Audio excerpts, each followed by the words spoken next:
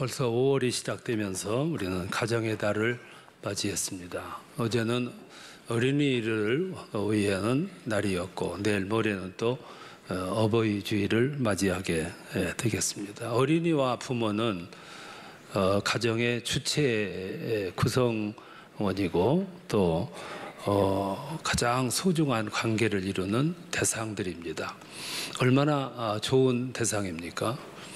친구는 내가 선택하고 부부도 내가 선택하지만 형제와 부모는 내가 태어나 보니까 이미 관계가 맺어진 관계, 하늘이 맺어준 아주 소중한 관계죠. 이 두 주체가 함께 몸담아 살아가는 그곳이 가정입니다.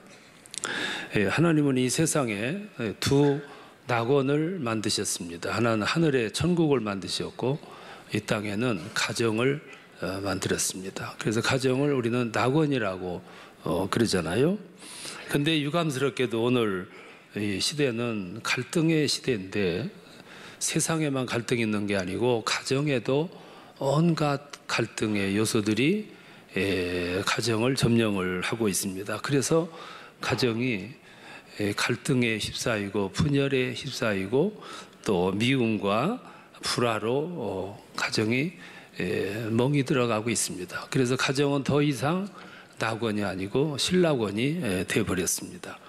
그래서 오늘은 왜 이렇게 갈등이 많을까, 또 이런 갈등은 왜 발생하는 것일까, 이 갈등은 나와 무슨 관계가 있는가, 이 부분을 좀 생각을 좀 해보려고 그럽니다. 그 이유를 보고 성경이 주시는 해답을 찾아보려고 그럽니다. 오늘 이 읽은 본문은 야곱의 가정을 말하고 야곱의 인생사를 설명해 준 말씀입니다. 야곱은 여러분이 아시는 것처럼 참 복잡한 인생을 살아갔습니다. 기구한 인생을 살아갔습니다.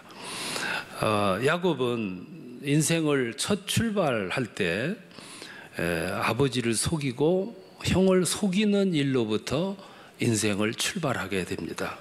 그 결과 그의 인생이 처음부터 끝까지 꼬이는 인생을 살게 됐고 그 일로 인해서 타향살이를 20년씩 하는 아주 험악한 인생을 살아갑니다.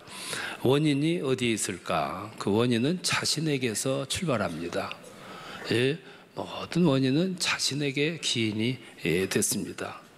오늘 야곱의 인생사를 이렇게 보면서 나의 인생도 한번 되돌아보고 그리고 해답을 찾아보려고 그럽니다. 야곱에게는 몇 가지 문제가 있었습니다.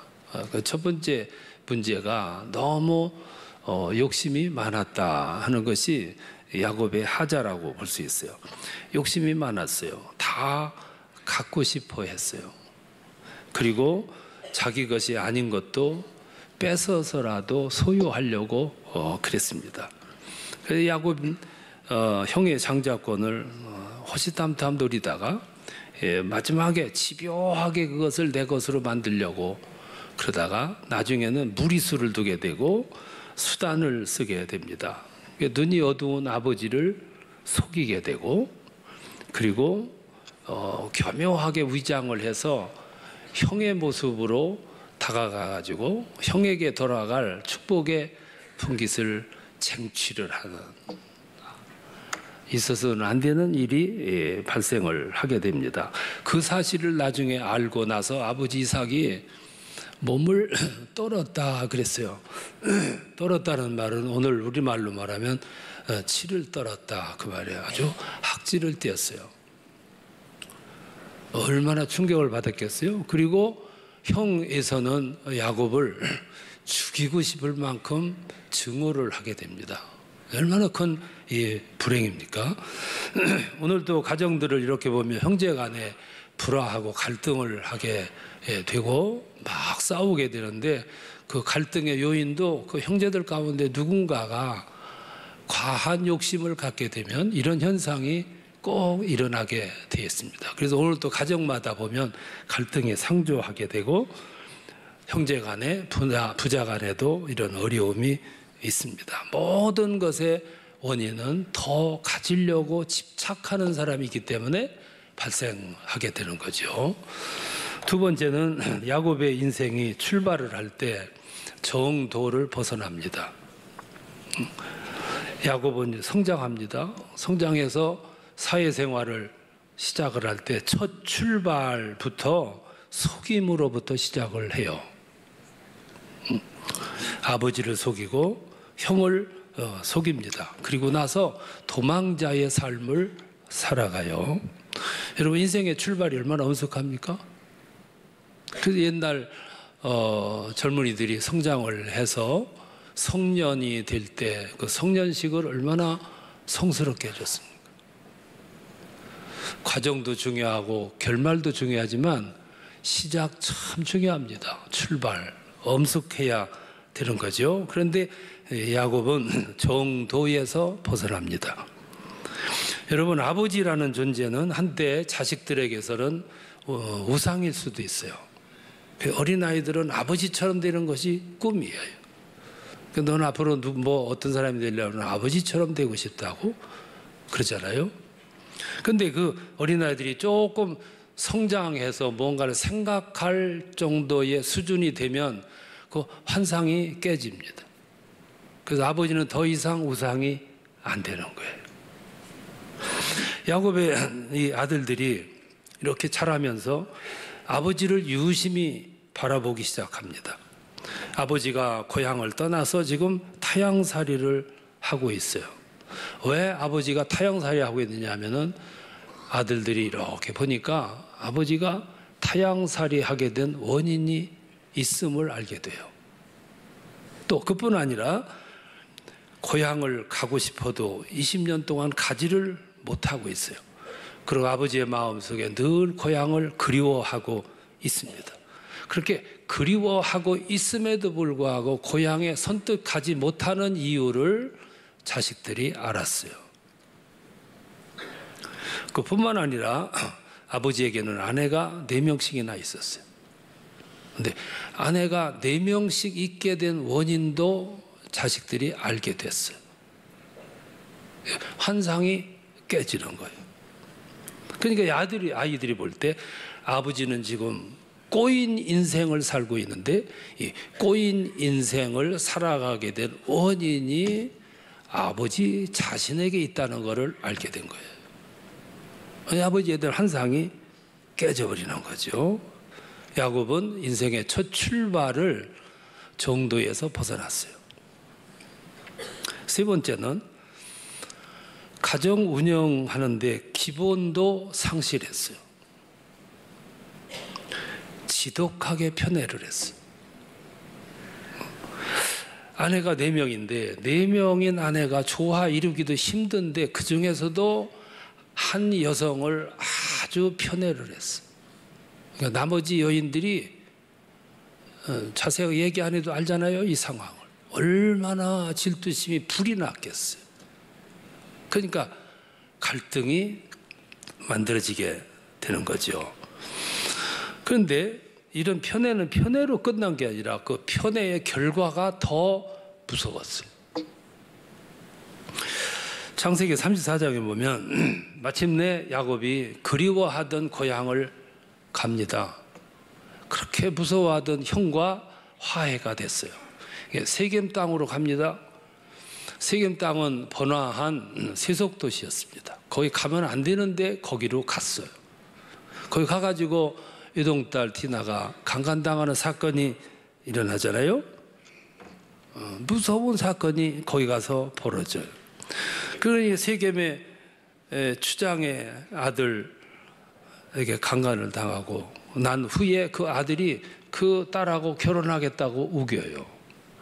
그때 그 문제를 처리하기 위해서 나선 사람이 시므온과 레위였습니다. 여러 형제들 가운데 이 두 아들이 나가가지고 협상을 하는데 너희 남자들이 다 할례를 받으면 결혼을 허락하겠다고. 그리고 할례를 받았어요. 미처 상처가 낫기도 전에 3일째 되는 날 가가지고 모든 남자들을 다 고통당하는 그들을 약점을 잡아가지고 다 죽였어요. 그리고 나서 그 이야기를 보고받은 야곱은 후환이 두려워가지고 가족이 몰살당할까 두려워가지고 그 밤에 여러분 베델로 도주하잖아요. 가족을 이끌고. 이런 사건을 레위와 시몬이 왜 저질렀느냐 하면은 네 아내 가운데서 야곱이 그토록 사랑했던 라헬, 적수였던 레아가 있어요. 이 디나하고 시몬과 레위는 아버지가 그토록 미워했던 이 레아의 소생들이야. 이 편애의 결과가 이런 엄청난 사건이 벌어지게 되는 거죠. 편애의 사건은 이것으로 끝난 게 아니에요. 12아들이 네 배에서 태어났어요. 생각이 달랐고 이해관계가 다 달랐어요. 그 중에서도 아버지 야곱은 요셉만 사랑했어요. 요셉에게 채색 옷을 지어 입혔어요. 그러니까 12아들이 이렇게 볼 때 눈에서 불이 나는 거예요. 그래서 그 결과 요셉은 나머지 형제들의 집중적인 견제를 받는 공동의 적이 되어버렸어요. 적이 됐는데 이게 미움으로 변해요. 미움이 증오로 변해요. 증오가 나중에는 어떻게 변하냐면 애굽의 대상에게 팔아버리는 무서운 결과를 가져와요.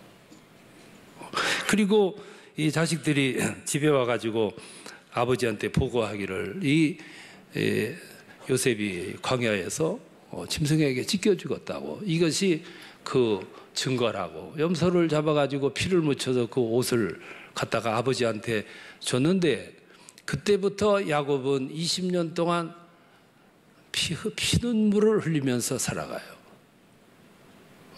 그런데도 이 나머지 아들들은 아버지가 피눈물을 흘리면서 20년을 살아가는데도 아버지의 고통에 대해서 개의치를 않아. 그리고 20년 동안 끝까지 고백을 안 해. 어디서 온 원인이냐면은 편애에서 온 것이에요. 아주 무서운 편애. 그러면 야곱에게 있어서 뭐가 문제냐 하면, 자기가 당했던 과거의 트라우마가 이걸 효과적으로 극복하지 못한 데서 이런 결과가 왔어요. 여러분, 야곱은 왜 요셉만 그렇게 편애했냐 하면은 과거에 자기가 받았던 트라우마가 있어요. 아픔이 있었습니다. 아버지 이삭은 에서만 사랑했어. 에서만 인정했어. 그리고 자기는 언제나 그 앞에서 작았어. 아무리 잘해도 자기는 아버지에게 별로 눈에 띄는 존재가 못 됐어. 어느 날 성장을 한 후에 아버지 이삭은 에서한테, 형한테 재산을 다 주려고 작정하고 있어요. 마음이 다급해졌어요. 그래서 그때 야곱은 아버지를 구체적으로 적극적으로 나서서 속여. 그리고 형에게 돌아갈 축복의 기도를 가로채 수단을 쓰고 무리를 해가지고 그걸 쟁취를 해요. 그리고 애가로 도망가서 20년 동안을 처가살이를 해요. 거기 가서 외삼촌으로부터 여러 번 사기를 당해. 원치 않은 아내가 4명씩이나 됐어. 꼬이는 인생을 살아가게 됐다 이 말씀. 이때 야곱의 내면에는 아버지에 대한 편애, 아버지의 그 지독한 편애, 이게 마음속에 트라우마로, 아픔으로 작용을 했어. 남들이 이해 못할, 당사자만이 알 수 있는 아주 큰 아픔으로 자리를 잡았어요. 만일 그때 아버지가 그런 편애가 없었더라고 하면 오늘 이런 꼬인 생활도 없었을 거고, 형제 간의 원한도 없었을 거고, 오늘같이 타향살이 하는 일도 없었을 수도 있었을 거예요. 근데 그 편애가, 근데 문제가 하나 있어요. 그 문제가 뭐냐면, 아버지에게 당한 그 편애가 마음이 아팠으면 야곱은 자기 대에서 그거를 끊었어야 돼. 해결했어야 되고. 그런데 나중에 야곱은 자기 아버지보다 더 지독하게 편애를 했어. 자식들에게, 아내들에게. 네 아내 중에 라헬이라는 아내만 지독하게 사랑하고 나머지는 그냥 보청반청했어. 그냥 그들의 마음속에 아픔을 주었어. 여러 아들 가운데 요셉만 지독하게 사랑하, 그러니까 나머지 아들들은 마음에 큰 아픔을 가지고 있어. 내가 받았던 그 아픔을 아이들도 받고, 내가 받았던 그 아픔을 아내들도 받았고, 그래서 그 결과가 세겜 사건이 일으켜졌고, 내 안에 갈등이 만들어졌고, 요셉이 노예로 팔려가는 불행을 겪게 됐다 이 말씀입니다. 야곱이 그 지난날의 아픔을, 트라우마를 극복하지 못한 결과 오늘 이 고난의 삶이 시작이 됐고 인생이 꼬이는 비참한 삶을 살아가게 된 거죠. 그러면 여기 해결책이 뭐냐 그 말이에요. 여기 지금 야곱의 심정을 가만히 이렇게 되돌아보면 야곱은 그랬겠지요. 혼자 앉았을 때 곰곰이 생각하고 나는 인생 실패했다. 나는 인생을 실패한 인생이다. 꼬여도 이렇게 꼬일 수가 없다. 한탄했겠죠. 오늘 여러분들이 야곱의 심정이라면 여러분들 어떻게 하고 앉았겠어요? 한숨 쉬고 앉았겠지. 그리고 내 인생은 실패했다. 그렇게 생각을 하겠지. 다 놔두고 떠나고 싶다. 이런 마음밖에 없겠지. 그래서 실제로 떠나는 분들이 있잖아요. 연탄불 피워놓고 떠나는 분이 있고, 에라 모르겠다. 자동차 타고 가다가 떠나는 분도 있어. 왜? 너무 꼬여서 오늘 현실이 암담하기 때문에. 그러면 우리는 남이 아니고 신앙인인데 이런 상황에 처했을 때 그러면 우리는 어떻게 해야 되냐? 이때는 신앙이 작동이 될 수 있어야 돼요. 이게 필수예요. 신앙의 안목이 이때는 작동을 할 수가 있어야 돼요. 앉아가지고 하나님을 원망하거나 운명을 탓하거나 한숨만 쉰다고 해서 오늘 현실은 달라질 것이 아무것도 없어요. 이때는 신앙의 안목이 참 중요한 거예요. 오늘의 이 현실만 보지 말고 오늘의 이 현실 너머를 보는 거예요. 저 산 너머를 봐야 돼. 이 산 이쪽만 보면 눈 덮인 산밖에는 안 보여. 오늘 현실은 언제나 암담한 법이에요. 산 너머를 보면 이미 저쪽에 봄 기운이 솟아오고 있어요. 봄이 오고 있어. 이쪽은 눈보라가 있고 이쪽은 눈 사이지만 저쪽은 지금 아지랑이가 피고 있고 진달래 꽃이 피고 있고 봄 기운이 몰려오고 있단 말이에요. 그러니까 우리 신앙인들은 오늘 이 현실만 보지 말고 그 너머를 보고 그림을 그리되 큰 그림을 그리고 신앙적으로 반드시 오늘 현실을 해석해야 되며, 그리고 지금도 살아 계셔서 섭리하시고 역사하시고 우리의 숨결처럼 조용히 다가오시는 그 하나님의 세미한 손길을 체험할 수 있어야 된다 이 말씀이죠. 이게 신앙인들의 자세예요. 보세요. 야곱이 요셉을 잃고 20년 동안 피눈물을 흘려요. 내 인생은 왜 이렇게 꼬였을까? 지옥의 삶을 살아. 빨리 갔으면, 이런 마음 가득했어요. 그러면 그때 하나님은 어디서 뭘 하고 계셨을까요? 내가 막 아파서 눈물을 흘리며 캄캄한 현실 앞에서 주저주저 할 때 하나님은 그때 어디서 뭘 하셨겠어요? 그 시간 하나님은 야곱의 꼬인 인생을 이렇게 보시고 미래의 계획을 차근차근 착수하셨어요. 41장에 보면 하나님은 죽은 줄 알았던 요셉을 보디발의 집으로 인도하셨어요. 보디발은 고관이었어요. 요셉은 그 집에 종노릇 하면서도 고관 집에 고관들이 드나들 모습을 보며 교제했고 친교했고 낯을 익혔고 그들의 언행을 통해서 정치를 하는 사람들, 큰 일을 하는 사람들의 의식을 보았어. 그리고 그들이 하는 일을 어렴풋이 깨달았어. 그들이 하는 모든 생각을 어렴풋이나마 들었어. 하나님은 보디발의 집에서 때가 되자 누명을 씌워서 감옥으로 보내. 그 감옥은 그 나라의 고관들이 오는 감옥이었어요. 그 감옥에서 제2차 수업을 받아요. 요셉은 거기서 고관들이 오면서 고관들이 짓는 죄의 수준이 뭔지를 거기서 보았어. 고관들은 어느 부분에서 취약하다는 것을 알았고 어느 부분에서 범죄를 저지르는가를 거기서 눈여겨봤어. 그리고 나라를 운영한다고 하는 것이 어떤 것인가를 알았고 이 나라가 과연 어떤 것인가를 거기서 어렴풋이나마 수업을 하는 거예요. 야곱은 깜깜하게 모르는 사이에 하나님은 이미 요셉의 악기를 계획하셨고 인도하셨고 훈련하시고 지금도 이렇게 그의 인생을 구체적으로 디자인하고 계세요. 뿐만 아니라 하나님은 지금 민족의 앞날을 위해서 걱정을 하고 계셔.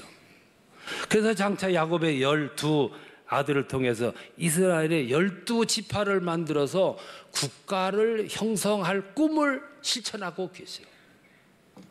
하나님은 지금 바쁘게 움직이시고 있는데 이 원대한 하나님의 계획을 누구만 모르냐 하면은 야곱만 모르고 있어요. 그러니까 20년 동안 피눈물을 흘리며 사는 거예요. 모르니까. 그래서 신앙인은 오늘의 현실만 바라보지 말고 멀리 보는 거예요. 그림을 그리되 큰 그림을 그리는 거예요. 오늘 현실 저 너머에 나타날 그 그림을 그려보라는 거죠. 오늘 현실만 보면 암담한 것밖에 안 보여요.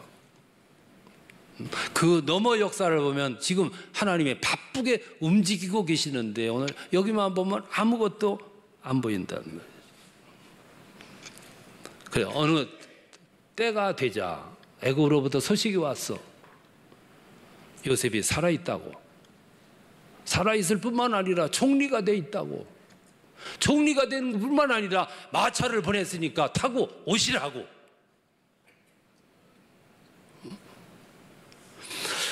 오늘 젊은이들이 결혼하는 거를 주저를 하고 아이 낳는 걸 주저한다고 그래요.